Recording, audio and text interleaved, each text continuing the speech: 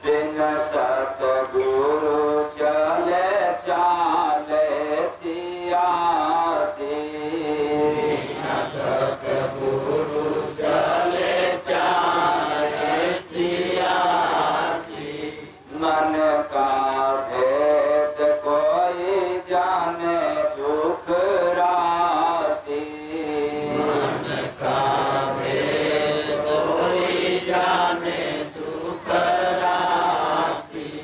संत जनात करा गुण गनमा गुरु बिना लुटेरा बाट चोर मनवा। गुरु बिना लुटेरा बाटे चोर मनवा। संत शरण मन करता गुलामी। संत शरण मन करता गुलामी। जय गुरु बंदे दास बनाया अनुगामी। गुरु बंदे दास बनाया अनुगामी। मार के भगावा लेके गुरु ज्ञानवा गुरु बिना लुटेरा बाट चोर मनवा। गुरु बिना लुटेरा बाटे चोर मनवा। लूट ले धीरे धीरे निज धनवा गुरु बिना लुटेरा बाट चोर मनवा। गुरु बिना लुटेरा बाटे चोर मनवा। साहेब सबका अभी आप लोगों ने एक भजन सुना जिसमें निज धन और मन रूपी चोर की बात की। मन ऐसा चोर है, इतना बारीक चोर है, महीन चोर है कि आपके जीवन का धन चुरा लेता है। कमाया हुआ धन नहीं, कमाया हुआ धन तो बेटा बेटी ले लेते हैं, आप नहीं भी देंगे तो ले लेंगे। इसलिए हमने ये भजन में नहीं सुनाया कि गुरु बिना पुत्र लूट ले, बेटी लूट ले, बहू लूट ले। हमने तो यह बतलाया कि लूट ले धीरे धीरे निज धनवा। कौन धन? कौन? गांधी छाप नहीं, गुरु बिना लुटेरा बाट चोर मनवा। गुरु बिना लुटेरा बाटे चोर मनवा। ये लुटेरा है, लूटने वाला है मन, और सभी को लूट रहा है। लेकिन हम सब इतने अंधे हो गए आंख रहते हुए, इस मन रूपी चोर को समझ नहीं पाया, देख नहीं पाया कि क्या चुरा रहा है। क्योंकि हम लोग इतना लोभी है, इतना लोभी है, यदि पता चल जाए कि ये धन चुरा रहा है चोर, तो आप सजग हो जाते। तब तक आप सजग नहीं है जब तक आपको पता नहीं कि मेरे धन को चुरा रहा है कोई। तो कौन चुरा रहा है भाई धन? कौन? आप लोग अगर बोलना, आप लोग बताएं कौन चुरा रहा है? हाँ? मन। कौन चुरा रहा है? लूट ले धीरे धीरे निज धनवा। विचार करना, आपके घर में कोई चोर आए तो धीरे धीरे नहीं लूटेगा,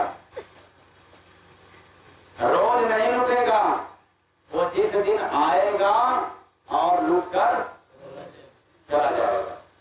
लेकिन ये मन इतना बारीक चोर है, ये प्रतिदिन चुरा रहा है, लेकिन धीरे धीरे आहिस्ता आहिस्ता,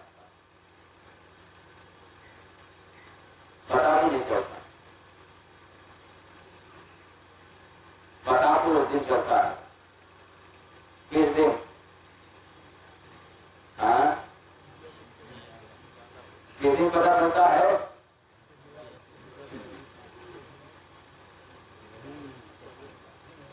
जब यहां से जाने का वक्त आता है तब पता चलता है। फिर बाद में करो क्या? अब पछताए क्या होता है जब चिड़िया छुप गई। क्या करेगा? अब पश्चाताप करने से क्या? और पता क्यों नहीं चला? क्योंकि आंख है, ज्ञान है, धन है, लोग हैं, फिर भी पता क्यों नहीं चला? उसका सिर्फ एक कारण है, और वह भी कारण एक ही लाइन में दर्शाया गया। लूट ले धीरे धीरे निज धनवा। आगे स्पष्ट है। गुरु बिना लुटेरा बाटे चोर मनवा। गुरु बिना लुटेरा बाटे चोर मनवा। बिना गुरु के अभाव में यह मन इतना सातिर चोर निकला कि धन को चुरा लेता है। गुरु बिना तो जो लोग कह सकते हैं कि हमारे पास तो गुरु है, तो कौन है? वही है कर्तव्य गुरु। कौन गुरु?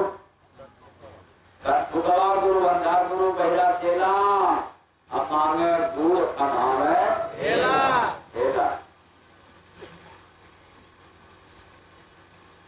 कर्तव्य गुरु किसी के पास होंगे शादी विवाह कराने वाले गुरु। वही बात हो गई। अंधा गुरु, बहिरा चेला, और वही नरक में ठेला।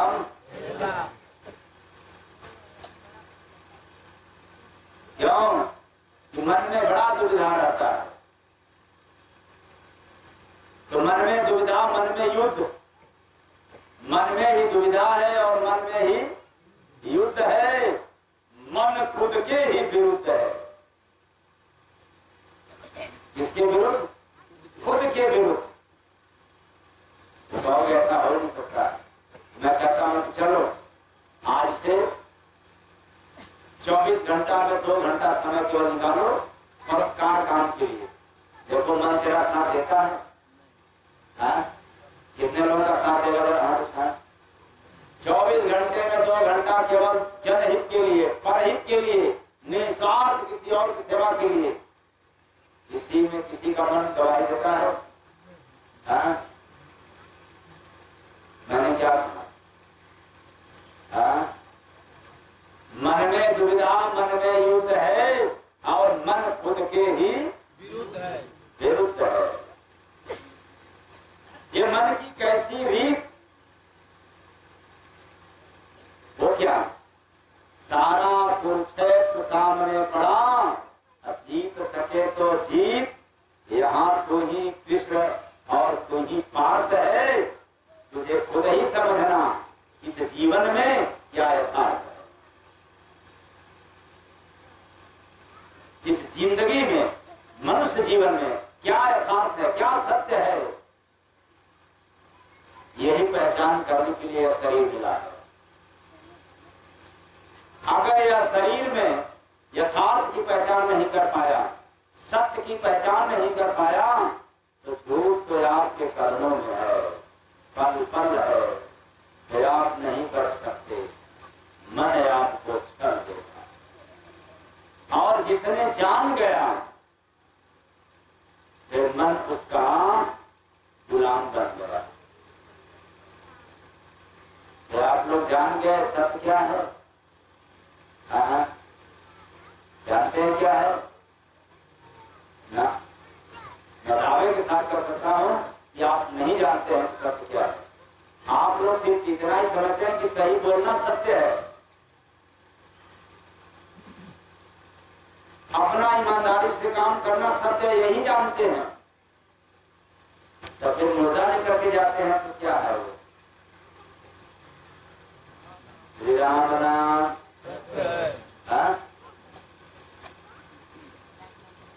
हरि का नाम क्या है? झूठ है।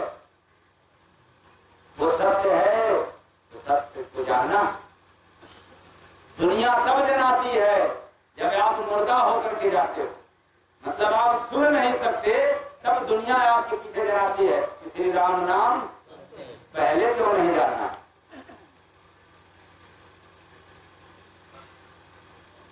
मन लूट लिया तो लूट ले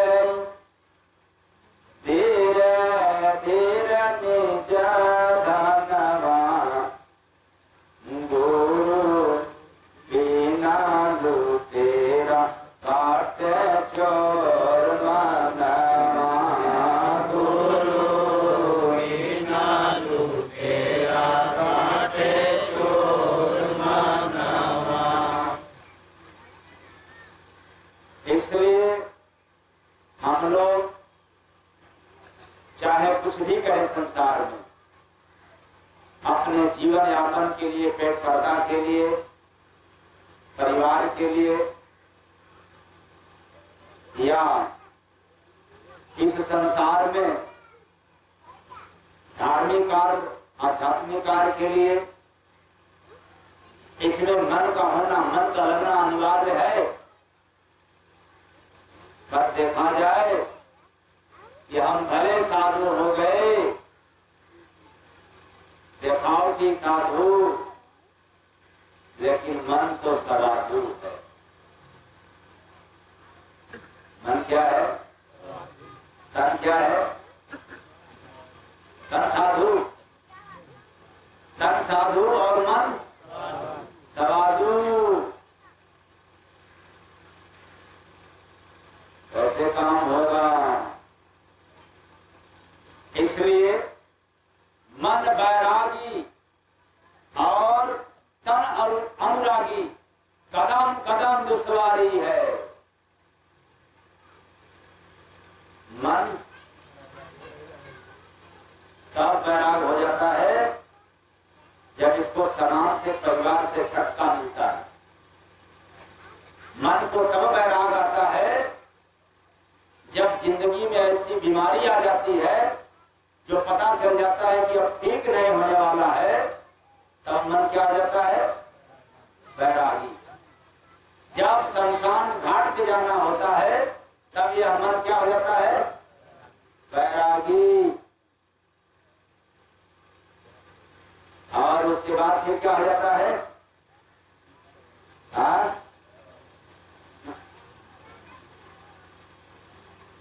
तब रागी हो जाता है।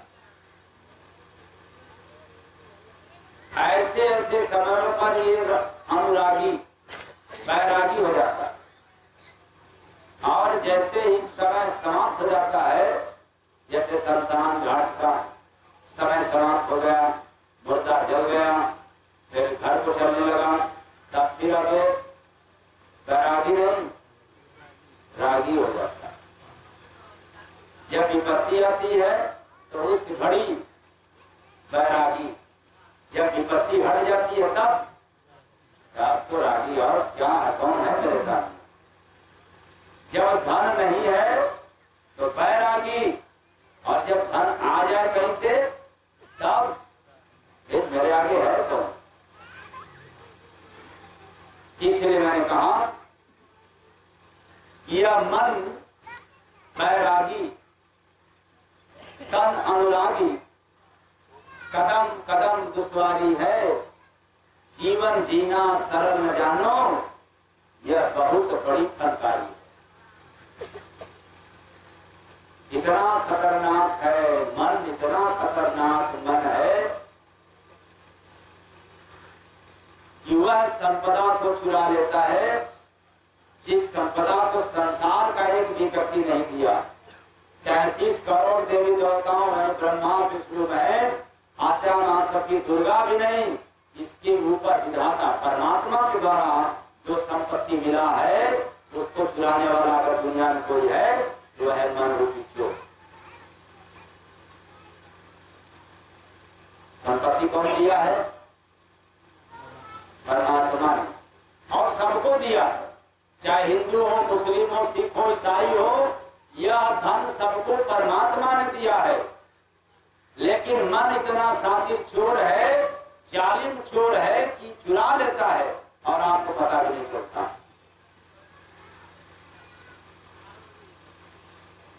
वो कौन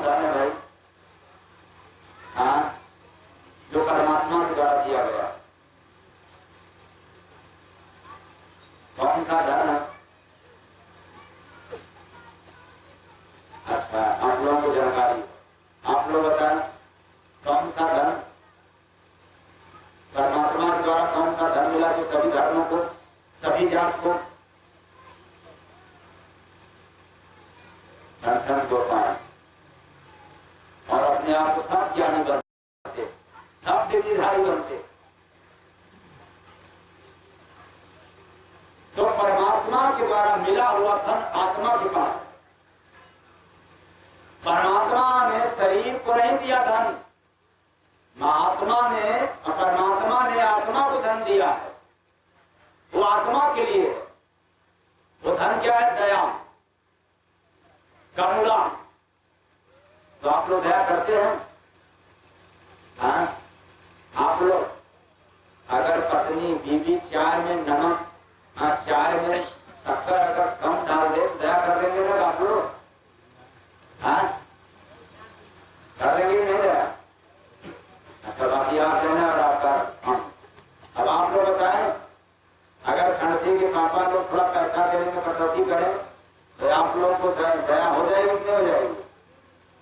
हाँ, ऐसा रहने की चाय पानी में दिक्कत हो जाए।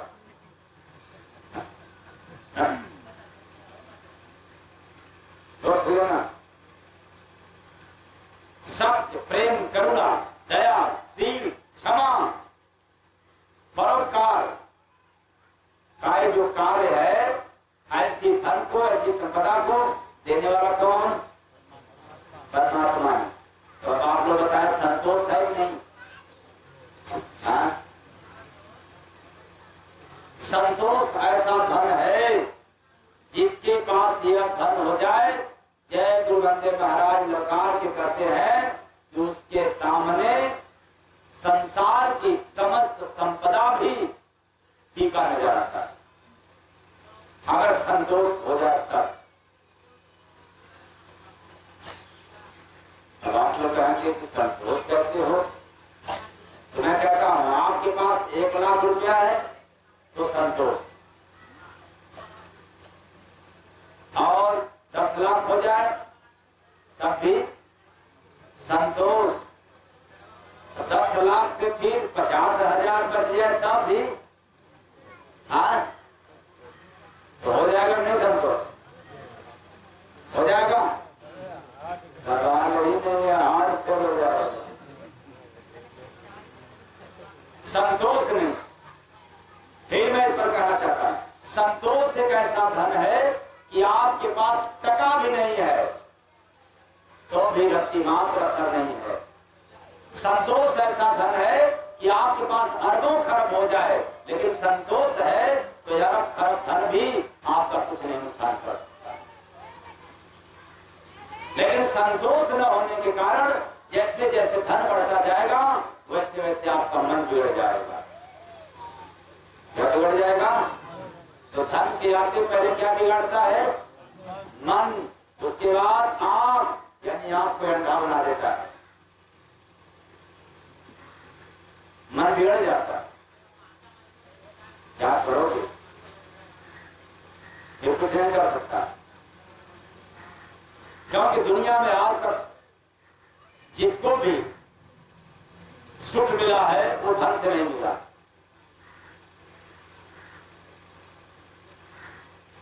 तो किससे मिला?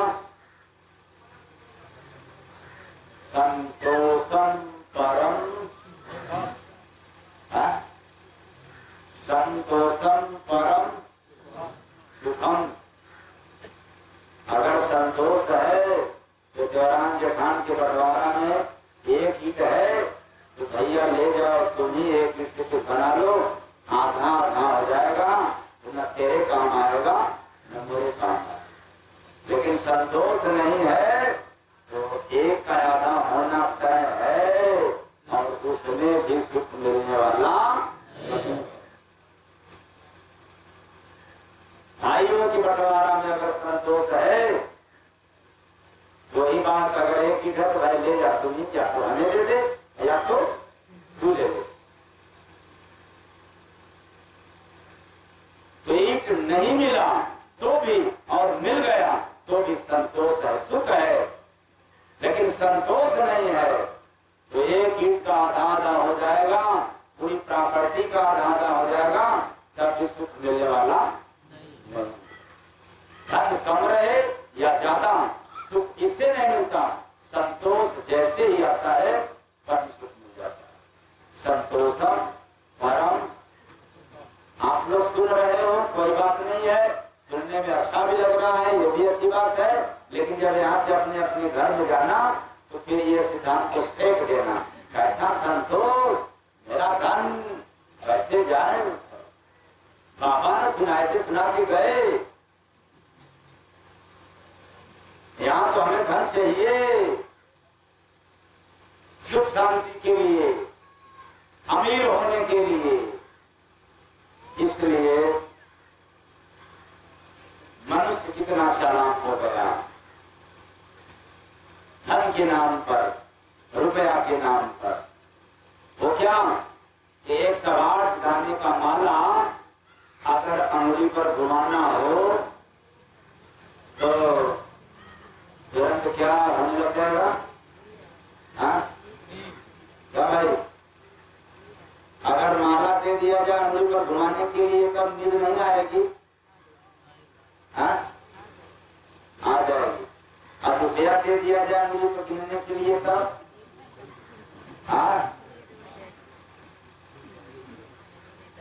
सोचो, हाथ वही, दोनों में गिनना है।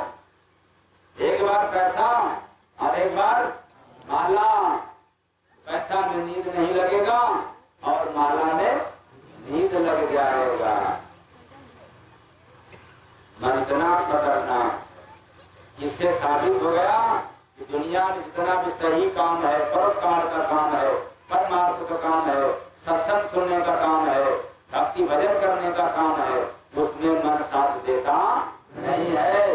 गप मारने में साथ दे देता है, झूठ बोलने में साथ दे देता है, बेईमानी करने के लिए मन साथ दे देता है, उपवास रखने के लिए भी मन साथ दे देता है, मंदिर मस्जिद जाने के लिए भी मन साथ दे देता है।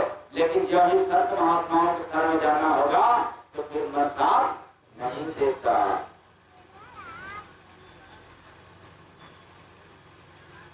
इसलिए मन बड़ा खतरनाक निकलता। लूट ले धीरे धीरे निज धनमा, गुरु बिना लूटेरा बाट चोर मनवा। गुरु बिना लूटेरा बाट चोर मनवा। ऐसा मन पूरे संसार में बलशाली है। यह इतना बलशाली है, इतना बड़ा है कि मन सबको दौड़ाता है इधर उधर, कभी स्थिर नहीं होने देता। इसलिए हमारे गुरु महाराज ने दिया है कि मन दौड़े संसार में, माला गो मत हाथ, कैसे मिलेंगे जय गुरु बंदे तुझको दीनानाथ रे बंदे, तुझको दीनानाथ रे बंदे, तुझको दीनानाथ। मन दौड़े संसार में, इधर उधर दौड़ता है। माला भी हाथ में हम लोग घुमाते हैं, लेकिन भगवान से अभी तक मुलाकात क्यों नहीं हुआ? क्योंकि हाथ में माला घूम रहा है और संसार में हाँ संसार में मत घूम रहा है। तब तक नहीं मिलेंगे जब तक जहाँ माला घूम रहा हो वहाँ मन भी घूमना शुरू कर दे, तो फिर दीनानाथ से मुलाकात हो जाए। पर ऐसा होता नहीं है। मन कहीं और, तन कहीं और, दूर के और। इसलिए मन बैरी संग भजन में हो। मन सबका बैरी है, दुश्मन है, मित्र नहीं है। लेकिन मन को मित्र बनाना हो तो कैसे बनेगा? मन बैरी संसार में, मीत भजन में हो। बिना संत का जय गुरु बंदे, भेद न जाने को रे बंदे, भेद न जाने को रे बंदे, भेद न जाने को। बिना संत का जय गुरु बंदे भेद न जाने हो। मन के विषय में जानना हो तो संतों के शरण में जाना पड़ेगा, वरना कितना विज्ञान डिग्री ले लो, धन हो जाए, बुद्धिमान हो जाओ, विद्वान भी हो जाओ, तो भी मन से ठगे जाओगे, छले जाओगे, इसको कभी जान नहीं सकता। और जिसने मन को जाना उसी का गुलामी किया मन, और जो नहीं जाना उससे गुलामी करवाता है मन। यही बात। तो क्या करना चाहिए? इंसान के विषय में जानना चाहिए कि मन के विषय में? हाँ, जो व्यक्ति मन के बारे में जान गया वो सबके विषय में जान जाएगा, और जो मन के बारे में नहीं जान पाया वो तो अपने बारे में भी जान नहीं सकता, अपने भी बारे में नहीं जान सकता। इसीलिए हम लोग आज परेशान हैं, मन के अधीन है।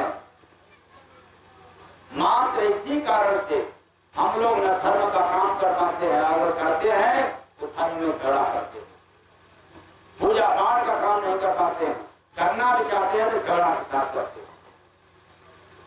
हम लोग सत्संग नहीं सुन सकते क्योंकि मन साथ देता नहीं, रत्ती मात्र भी साथ नहीं देता। तो आत्मा के कल्याण के लिए जितना काम है उसमें मन एक भी साथ नहीं देता है।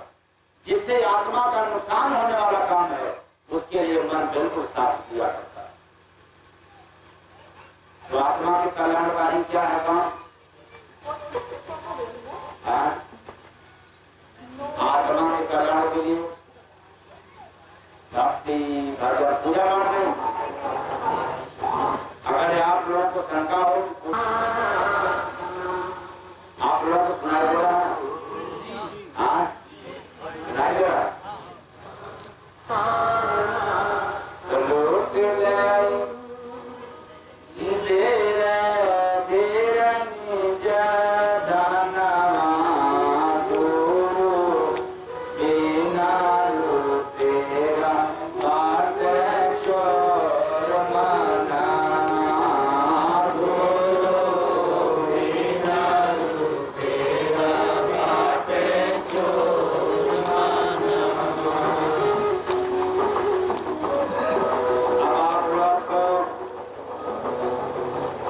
सामाजिक बात सुना दे रहा हूँ, इसलिए सामाजिक बात सुना दे रहा हूँ। सुनाई दे रहा है आप लोगों को? सुनाई दे रहा है? ये टॉपिक चेंज करके सामाजिक बात सुना दे रहा हूँ। और वो सामाजिक बात क्या है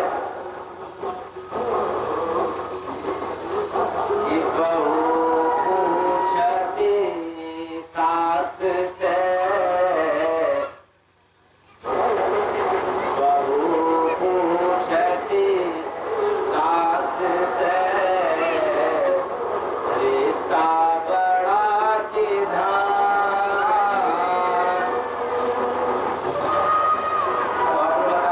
सास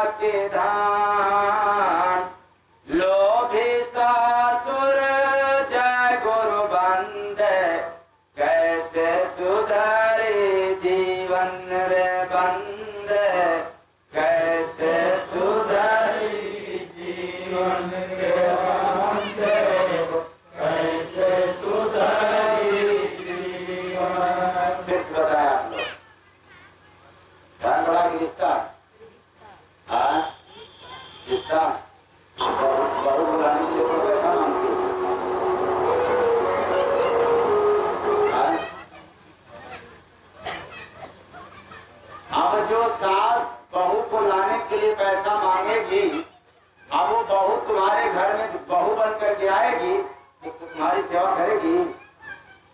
हाँ? तो फिर क्यों दोषी लगाती हो आप लोग? ये जितने सास लोग हैं क्यों दोष लगाती हो?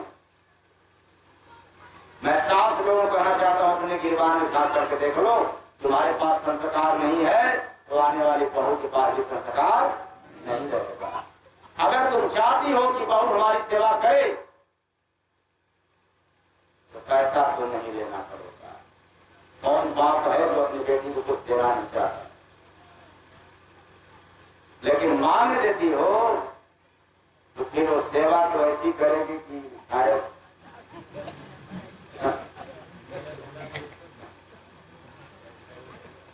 तो एक रहा सास लोगों के लिए।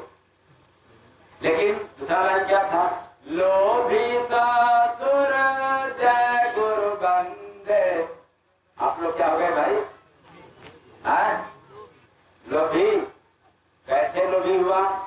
बेटा बेचा बाप ने लिया दहेज में कार, पति खरीदा जय गुरु बंदे, बहू कहे ललकार बंदे, बहू कहे ललकार बंदे, बहू कहे ललकार। आए बेटों को बेचने वाले बाप, तुम्हें कभी भी बहुत सम्मान नहीं देगी। डफली बजाते रहोगे कि बहू आई है, आजकल की बहू तो संस्कार वाली नहीं है। मैं कहता हूं कि घर में अगर नरक बनाने वाला कोई है तो पहला नंबर सास और ससुर। कौन कौन है? कहे लज्जा आ रही है? अपने घर में नरक पैदा करने वाला सबसे पहले कौन है? सास और ससुर। याद करना, चाहे कितनी बार मंदिर में चले जाओ, कितनी बार व्रत उपवास कर लो, चाहे कितनी पूजा पाठ कर लो, जब तक तुम अपने संस्कार को नहीं सुधारोगे तब तक तुम्हारे घर में आने वाली बहू भी घर को नरक ही बनाएगी। क्योंकि नरक पहले से बनाया है, उसमें सहायता कर दी, सोने में सुहागा कर दी और नरक कर दी। आप अपने घर को पहले स्वर्ग बनाओ। मुझे बेटा को नहीं बेचना है, आपको मर्जी जो करना है सो करें, हमारे तरफ से कोई मांग नहीं है। लेकिन लोभी, धन के लोभी लोग क्या करते हैं समाज में? कहते हैं भाई अगुआ से भाई कह देना जरा हमारी इज्जत को देखते हुए, हमारे गरिमा को देखते हुए काम करेंगे।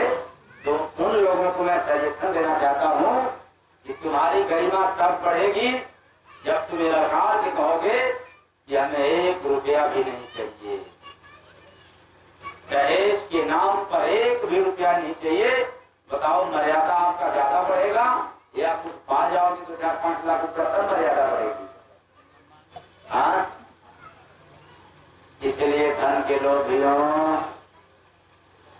बहू मारती सास को, बहू मारती सास को, गाली ससुर को दे, जानो कारण जय गुरु बंदे, लिया दहेज सोचे रे बंदे, लिया दहेज सोचे रे बंदे, लिया दहेज सोचे। इसमें क्यों महिलाओं के दिमाग में बात क्यों छा जाती है? इसके लिए जो मैं कह रहा हूं, आप अपने अपने घर में जाकर के अपने अपने बीवी से इसका तहकीकात कर सकते हैं। वो क्या कि जिस बेटी का बाप, जिस लड़की का बाप अधिक पैसे दे करके शादी विवाह किया है, अधिक पैसा देना उस लड़की के दिमाग में छा जाता है कि हमारे लिए हमारा बाप इतना मेहनत किया है, इतना परिश्रम किया है, वो दिमाग से कभी निकलता नहीं है। उस एहसान को बेटियां नहीं भूलती हैं, लेकिन बाहर एक गद्दार औलाद अपने माता पिता के लिए क्या कर देता है? ये तो सभी माता पिता का दायित्व है, कार्य है। क्या किया? कोई नया तो काम नहीं किया, वही किया जो हर बाप ने किया। लेकिन स्त्रियां अपने माता पिता की करनी को कभी भूलती नहीं है। यही कारण है कि इनको गाली कितना भी दे दो ये सब पी जाएंगी, लेकिन जैसे ही इनके मम्मी पापा को गाली दोगे तो बस समझ लो कि इनका बस नहीं चलता, वरना आपको भी पता नहीं क्या कर। अब यह बात कैसे पता चलेगा? ये पति लोग अंधे हो जाते हैं, सात फेरे के बंधन को भी समझ नहीं पाते। पवित्र बंधन है ये, लेकिन ऐसे पवित्रता में भी दाग लग जाती है तब जब पति लोग अपने पत्नी के माता पिता को गाली देना शुरू कर देते हैं। तब अब आप लोग ईमानदारी बताओ, मैं जो कह रहा हूं ये गलत है या सही है? हाँ, सही है।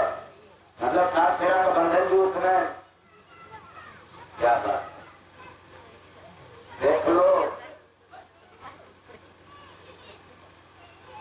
तो किए गए माता पिता का बलिदान इनके दिमाग से नहीं करता है, इसलिए ऐसी बेटी जिसके घर में जाएगी तो अपने माता पिता के एहसान को ही दिमाग में रख करके कार्य करती। और आप चाहते हो कि अभी हमारी पत्नी हो गई, मेरा अधिकार चलेगा। ससुर कहता है कि हमारे घर की बहू हो गई, और सास तो सबसे बड़ा खतरनाक है, अब तो हम चाहेंगे तो इसको उंगली पर नचाएंगे। अरे तुम तैयार रहो उंगली पर नाचने के लिए। अगर तुम्हें बहू को नचाना है तो पहले एहसान ला दो बहू के ऊपर, और इतना एहसान ला दो कि कम से कम जितना माता पिता एहसान लाते हैं उसका 1/4 हिस्सा भी अगर तुम एहसान लाती तो शायद वो जिंदगी भर तुम्हारी बुला।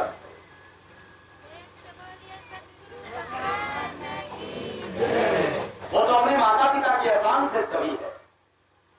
क्या है पति का एहसान? सास ससुर का क्या एहसान है? वो तो ललकार की करती है। क्या ललकार की करती है?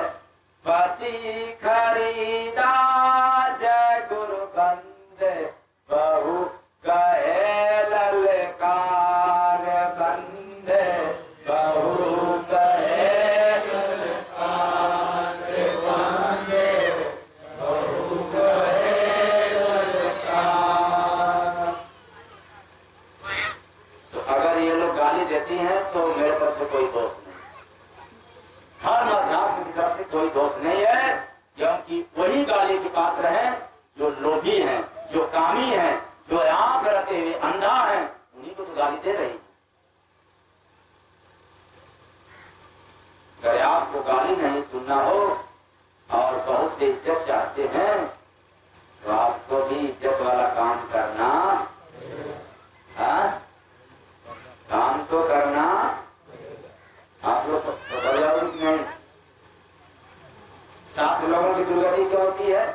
जब छांटना होता है बहू को तो सबसे पहले जाकर के यही लोग छांटती है। तो बहू इसलिए गाली देती है, मारती है कि तुम अंधा थी, जब हमें गई थी देखने के लिए तो पूरा कांट छांट करके लाई हो, आप बताओ कहां से कमी आ गई, तुम देखी क्यों नहीं? अगर ऐसी बहू है घर में तो मेरे तरफ से बहुत बधाई। कम से कम सास तो सुधर जाए, और मैं गारंटी के साथ कह रहा हूं जिसके घर की सास सुधर जाए उसके घर में बहू को सुधरते देरी नहीं लगेगा। दुनिया कहती है, मंच पर बैठकर के साधु सन्यासी भी यही कहते हैं कि सास सुधर जाओ, सास सुधर जाओ, बेटा सुधर जाओ। एक उल्टा सुनने को मिलता है जय गुरुदेव महाराज के माध्यम से कि नहीं, पहले सास ससुर सुधर जाओ। बड़ा हुआ तो कभी साफ किए, ये मेरा नहीं है। बड़ा हुआ तो क्या हुआ, जैसे पंछी को छाया फल लागे अति दूर, कबीरा फल लागे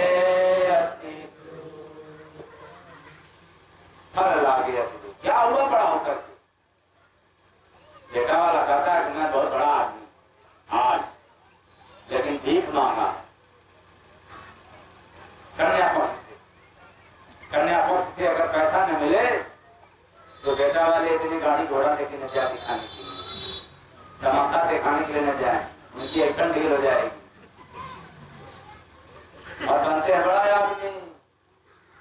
इसलिए मैं कहता हूँ ये दिखावट कितना दिन तक चलेगा, समाज कितना दिन तक सुधारेगा, स्त्रियों को नहीं सुधर पाएंगी।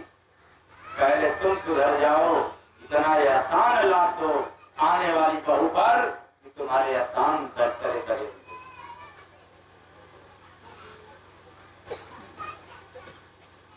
तो समय हो गया।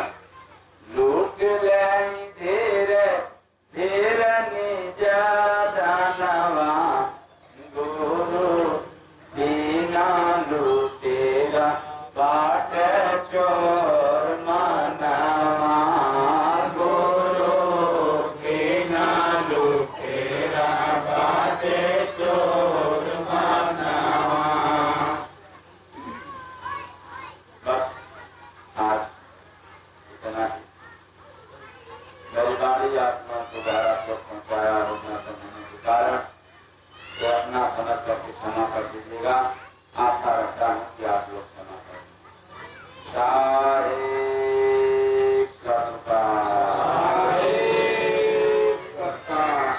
एक मिनट का पैगाम जनमानस के लिए, यहाँ के बसिंदा, यहाँ के रहने वालों के लिए। क्या अगर आपसे या आपके घर में भूत बाधा को लेकर के लड़ाई झगड़ा होता हो तो आज से बंद कर देना।